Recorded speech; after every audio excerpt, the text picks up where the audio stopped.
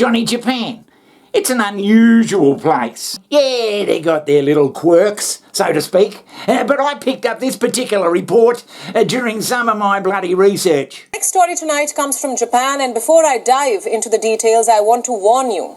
This story will leave you shocked, appalled. Jesus Christ! Perhaps even dejected, because it is an indicator of where we're headed as a society. Right, yeah. Do you know what people in Japan are doing? They're killing their parents. They're murdering the elderly. Why? Because they can't take care of them. Killing their bloody old people? Yeah, apparently now the Japanese are a proud bunch. They're very stoic in their bloody traditions and everything. Well, that when they can't do it any longer, Johnny, they just bloody... they can't do it. There's a term for it, caregiver fatigue. Caregiver fatigue is leading people to murder their own family. This fatigue was compounded during the pandemic, where the elderly required special care, immediate attention. And as we saw globally, when healthcare failed during the pandemic, it was the family which had to look after their own. I don't reckon it's as bad as they're making out. Well, I suppose if you I'm not exaggerating. Reports suggest that Japan's healthcare system is at breaking point. Jesus Christ! Now Japan, Johnny, it's got an ageing population. There's far more old folks over there than there are young folks. It's not news that a record 29.1% of Japan's population is now above retirement age.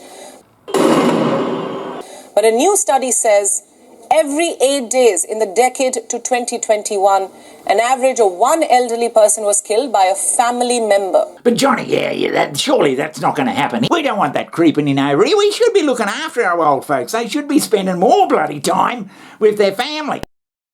Johnny, is this where we're heading? Is this where society's heading? I mean, there are countries in Europe, Johnny, that just look after their old folks. Yeah, right. I'm thinking bloody Italy and some of those countries. Apparently, they just don't abandon their old folks when they become a pain in the ass. I mean, old folks become a pain in the ass, Johnny, let's face it. But Johnny, but Johnny, Canada has got some it's got some unusual laws too creeping in. Canada?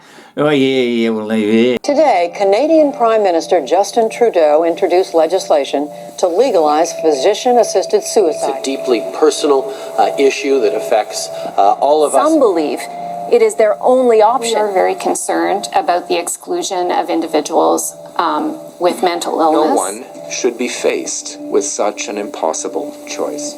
Deeply personal, deeply divisive. The question of who should be allowed assisted dying has driven up tensions in Canada. Johnny, are you bloody serious? Canada first introduced medical assistance in dying, or MAID, where medics can help people end their life, in 2016. At the time, it was only open to those whose natural death was reasonably foreseeable, for example, patients with terminal cancer. 5 years later, the law was extended to adults who had a serious incurable illness or disability if they were in an advanced state of decline and endured intolerable physical or psychological suffering. I don't think that's a very good idea at all. It was, however, not open to those with only a mental illness. That restriction was planned to be lifted in March this year, but yesterday the Canadian government put forward a bill to delay it for another year.